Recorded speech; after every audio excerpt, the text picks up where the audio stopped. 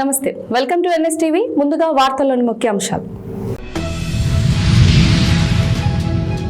World wild life day సందర్భంగా గుజరాత్లోని గిరి national పార్క్లో లయన్ సఫారీని సందర్శించిన ప్రధాని మోదీ.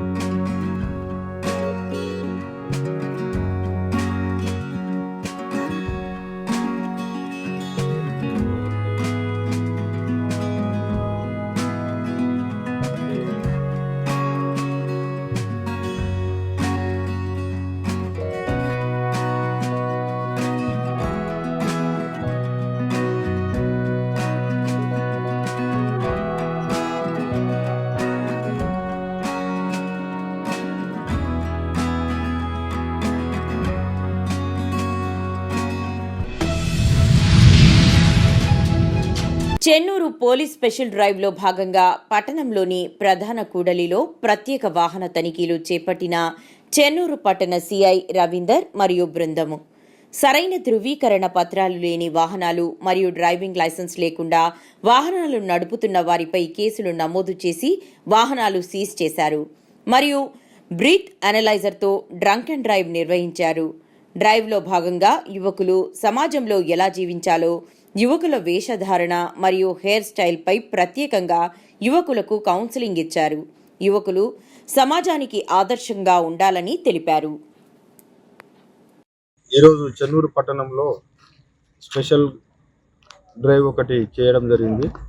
దాంట్లో భాగంగా చెన్నూరు పట్టణంలోని ఇంపార్టెంట్ చౌరస్తలైనటువంటి ఈ ఆసనా చౌరస్తల, అలాగే బస్టాండ్లో మరియు పాత బస్టాండ్ ఏరియాలో వెహికల్ చెకింగ్ చేయడం జరిగింది.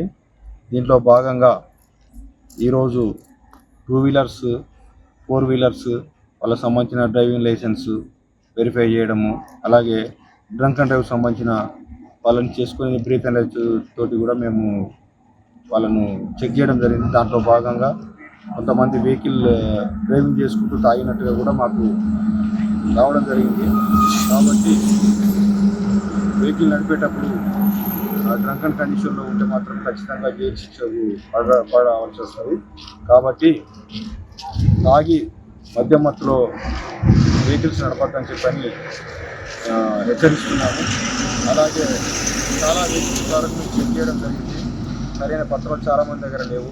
వెహికల్స్ కూడా 2 వీలర్ నడిపే వాళ్ళు కూడా హెల్మెట్ కానీ ధరించడం లేదు. ప్రాపర్ ఇన్సూరెన్స్ లేవు. కాబట్టి అందరికీ హెచ్చరించడం జరుగుతుంది. ఈ యొక్క ప్రతిరోజు వెహికల్ చెకింగ్ నైట్ పూట, మధ్యాహ్నం టైంలో, డే టైంలో ఎప్పుడైనా కూడా వెహికల్ చెకింగ్స్ ఉంటాయి. కాబట్టి సరైన పత్రాలు దగ్గర పెట్టుకొని చేయాలి. అలాగే డ్రంక్ అండ్ కండిషన్లో ఉండి వాహనం నడపద్దని చెప్పని అందరినీ హెచ్చరించడం జరుగుతుంది. కాబట్టి వాహనదారులందరూ ఈ యొక్క సూచనలను పాటించాలని చెప్పి కోరుకుంటున్నాను. తమ గ్రామానికి రోడ్డు వేయాలని మోకాళ్లపై కూర్చొని డిప్యూటీ సీఎం పవన్ కళ్యాణ్ను వేడుకున్న చిన్నారులు, గ్రామస్తులు. అనకాపల్లి జిల్లా దేవరపల్లి మండలం వీరభద్రపేట గ్రామానికి సరైన రోడ్డు లేక సకాలంలో చికిత్స అందక ఇటీవల 3 చిన్నారులు మృతి చెందారని, తమ గ్రామానికి రోడ్డు వేయాలని మోకాళ్లపై కూర్చొని పవన్ కళ్యాణ్ను వేడుకున్న చిన్నారులు, గ్రామస్తులు. బాబు మా గ్రామానికి రోడ్డు సౌకర్యం కల్పించాలి. కళ్యాణ్ బాబు మా గ్రామాలకు రోడ్డు సౌకర్యం కల్పించాలి. కళ్యాణ్ బాబు మా గ్రామాలకు రోడ్డు సౌకర్యం కల్పించాలి. పులివెందులలో 10 కోట్ల రూపాయలతో ఆధునీకరించిన వైఎస్ రాజశేఖర రెడ్డి నేత్ర వైద్యశాలను ప్రారంభించి పులివెందుల ప్రజలకి అంకితం చేశారు.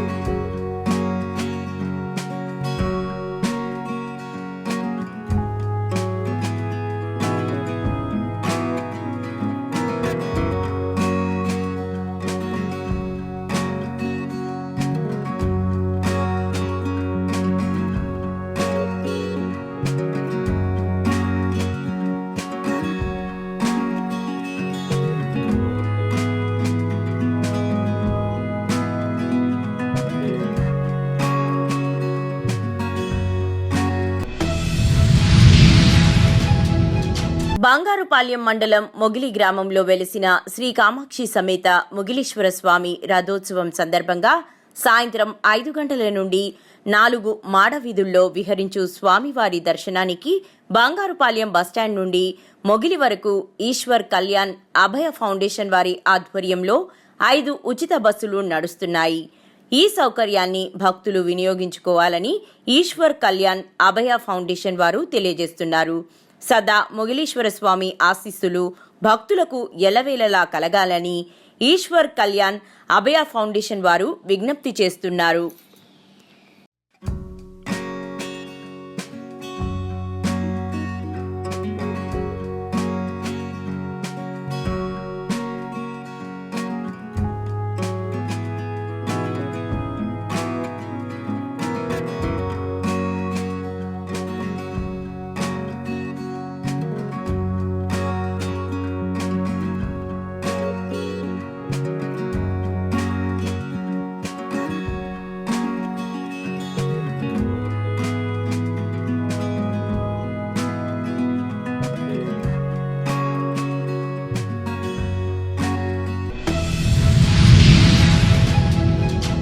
సికింద్రాబాద్ పద్మారావు నగర్లోని కౌత కామకోటి కళ్యాణ నిలయంలో ఋషిపీఠ పురస్కార ప్రదానోత్సవ కార్యక్రమం ఘనంగా జరిగింది.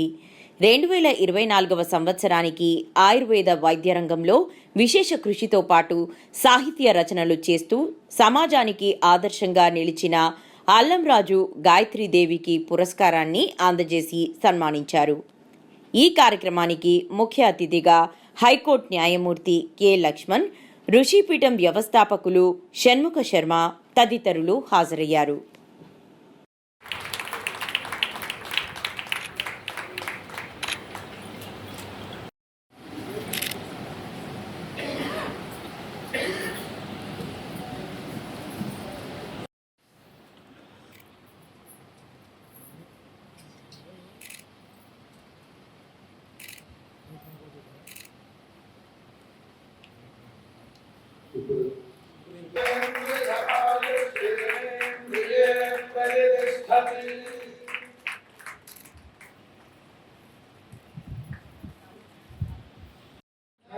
విజ్ఞానం ప్రజ్ఞానం జానద విధానద సంకల్పమానం ప్రకల్పమానము భగల్పమానము భజుక్తం గుప్తం శ్రేయో వసీయ ఆరాభాన్ సంహార యోగిష్ఠాగస్తేజస్వానాదమద్గుస్తమన్న భేదపన్న ఓషనో రోచమ నిల్చోమని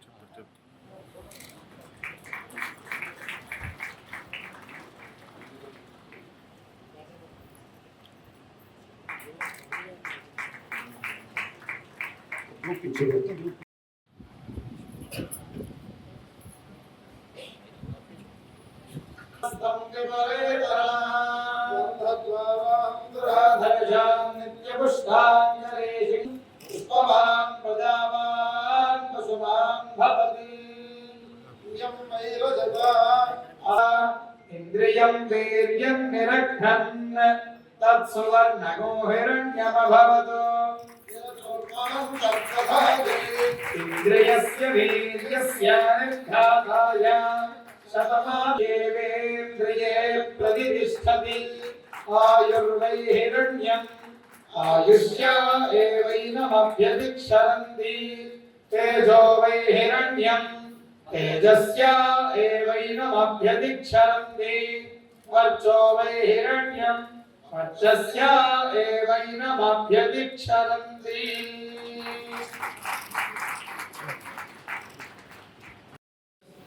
రామశాస్త్రి గారి గురించి నేను మాట్లాడడానికి ప్రొఫెసర్ రామశాస్త్రి గారు గవర్నమెంట్ ఆయుర్వేదిక్ కాలేజీ నుంచి వారి గ్రాడ్యుయేషన్ పూర్తి చేశారు.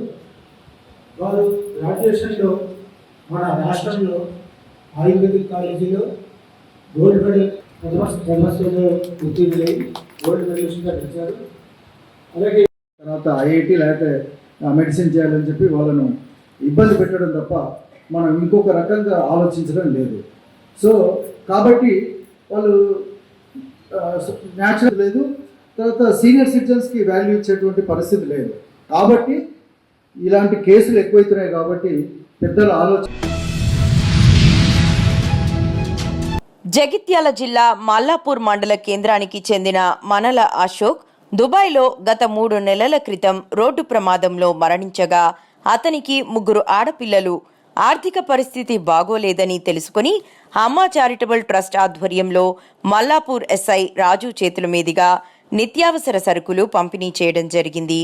ఈ సందర్భంగా ట్రస్ట్ ఫౌండర్ పుల్లా శ్రీనివాస్ గౌడ్ మాట్లాడుతూ, ఎవరైనా నిరుపేదలు ఉంటే మా దృష్టికి తీసుకువస్తే వారికి నిత్యావసర సరుకులు పంపిణీ చేస్తామని అన్నారు.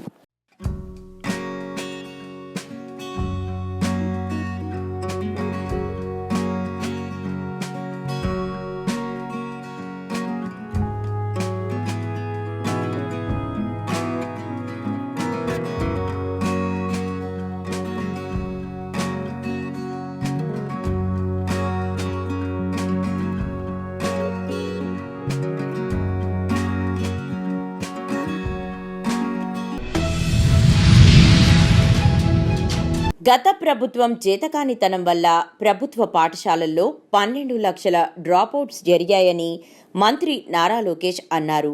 సోమవారం అసెంబ్లీలో ఆయన మాట్లాడుతూ, గత ప్రభుత్వం జీవో నంబర్ 117ను తీసుకొచ్చి పేద విద్యార్థులకు ప్రభుత్వ విద్యను దూరం చేశారన్నారు. 117 జీవోకు ప్రత్యామ్నాయం తీసుకొచ్చేందుకు చర్చలు జరుపుతున్నామని, టీచర్ల బదిలీలు, మౌలిక సదుపాయాల కల్పనపై దృష్టి పెట్టామన్నారు. ఇన్ఫ్రాస్ట్రక్చర్ పైన కూడా గడిచిన పేరెంట్ టీచర్ మీటింగ్ లో స్టార్ రేటింగ్ అనేది ఏర్పాటు చేశారు అధ్యక్ష. ఒక పక్కన ఇన్ఫ్రాస్ట్రక్చర్ పైన, ఇంకో పక్కన ఎడ్యుకేషన్ అవుట్కమ్స్ పైన, రెండింటిపైన ఏర్పాటు చేసి ఈరోజు కూడా నేను రివ్యూ చేసినప్పుడు ఏ పాఠశాలలో అయితే 1 స్టార్ 2 స్టార్లోనే అంటే బేసిక్ ఇన్ఫ్రాస్ట్రక్చర్ ఎక్కడైతే లేదో ముందల అదంతా అప్గ్రేడ్ చేయాల లక్ష్యంతో మన ప్రభుత్వం పనిచేస్తుందని గౌరవ సభ్యులు నేను తెలియజేస్తున్నాను.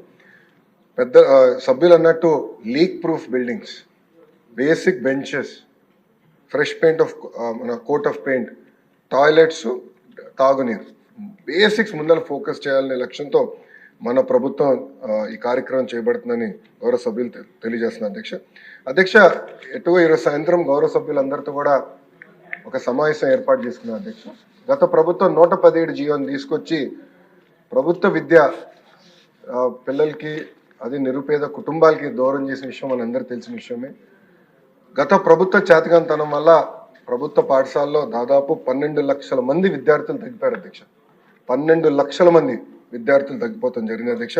అందుకే దానికి ఒక ఆల్టర్నేటివ్ ఏర్పాటు చేయాలని దానిపైన ప్రజాప్రతినిధులతో చర్చించి, అదేవిధంగా పక్కన సంఘాలతో కూడా ఒక రౌండ్ చర్చ జరిగింది అధ్యక్ష.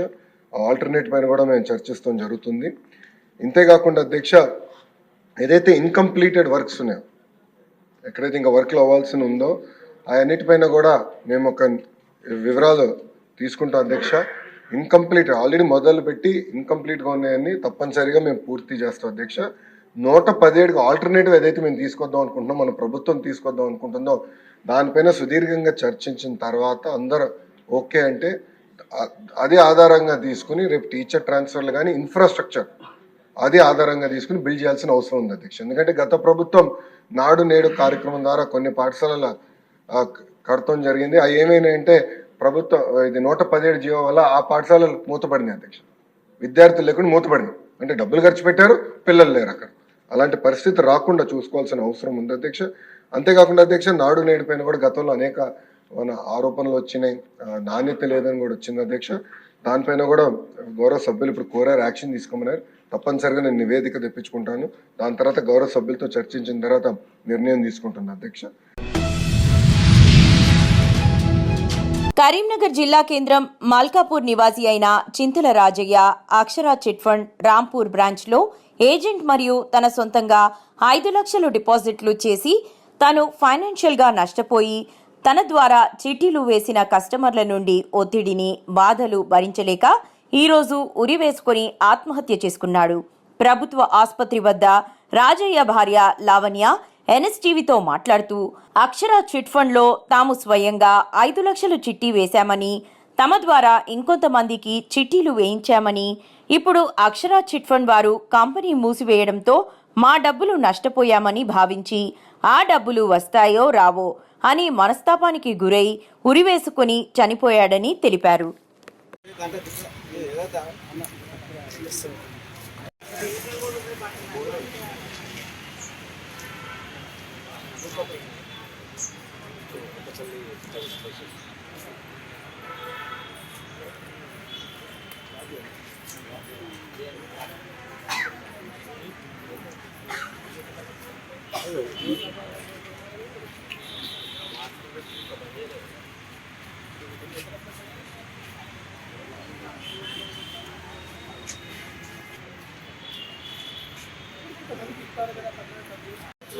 అట్లా ఎఫ్డీలు కొన్ని చేయించింది. ఎఫ్డీలు చేయించడం మేము కూడా చేసినాం 5 లక్షలు. మాకు డబ్బులు అప్పులు కొంచెం ఆర్థికంగా అప్పులైనాయి. అప్పులైతే ఆ ఎఫ్డీ అమౌంట్ వస్తే అప్పులు తీర్చుకుందాం అనుకున్నాను. కానీ వాళ్ళు అది మూసేయడంతో ఆ డబ్బులు రావని తెలిసి ఆయన మనస్తాపానికి గురై తర్వాత నా తరఫున కట్టించిన ఎఫ్డీలలో కూడా అమౌంట్ వస్తుందో రాదో అని అనుకొని ఆయన మనస్తాపానికి గురేసుకొని ప్రాణం తీసుకున్నాడు. అయ్యా మాకు న్యాయం చేయగలరు. ఇద్దరు అయ్యా న్యాయం చేయగలరని కోరుకుంటున్నాను.